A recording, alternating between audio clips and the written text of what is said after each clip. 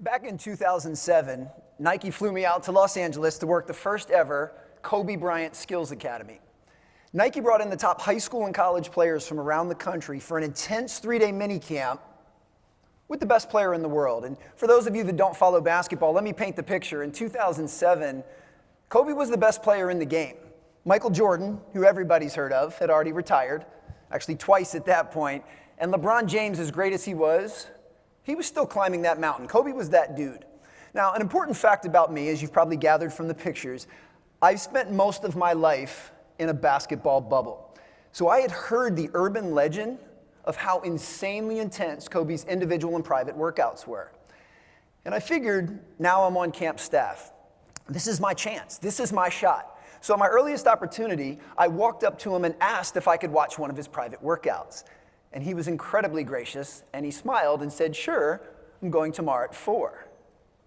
And I got a little bit confused because I had just got done looking through the camp schedule, and the camp schedule said that the first workout with the kids was the following day at 3:30. And Kobe noticed the confused look on my face, and he clarified that with a wink and said, "Yeah, that's 4 a.m.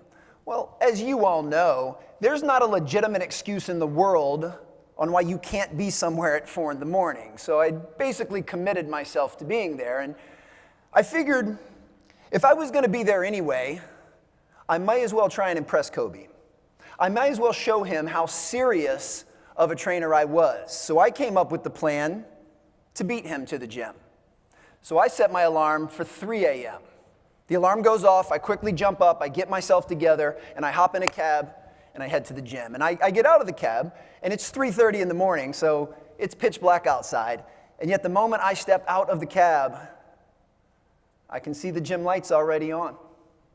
Even from the parking lot, I can faintly hear a ball bouncing and sneakers squeaking. I walk in the side door, Kobe's already in a full sweat. He was going through an intense warm-up before his scheduled workout started with his trainer. Now, out of professional courtesy, I didn't say anything to him, and I didn't say anything to his trainer. I just sat down to watch. And for the first 45 minutes, I was shocked. For the first 45 minutes, I watched the best player in the world do the most basic footwork and offensive moves. Kobe was doing stuff that I had routinely taught to middle school-age players. Now, this is Kobe Bryant, so don't get it twisted. Every single thing he was doing with unparalleled level of intensity. And he was doing everything with surgical precision, but the stuff he was actually doing was incredibly basic. Now, the workout lasted a couple hours, and when it was over, I didn't say anything to him. I didn't say anything to his trainer. I just quietly left. But my curiosity got the best of me. Later that day, I had to know.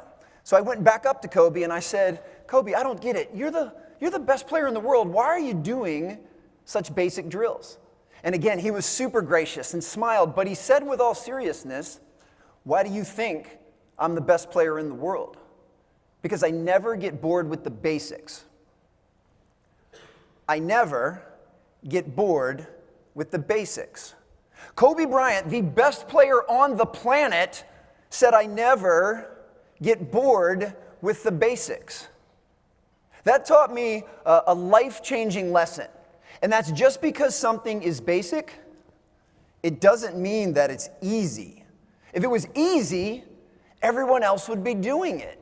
But as you all know, we live in a world that tells us it's okay to skip steps, that tells us it's okay to circumvent the process, that all but begs us to chase what's hot and what's flashy and what's sexy and ignore what's basic. The basics work. They always have and they always will.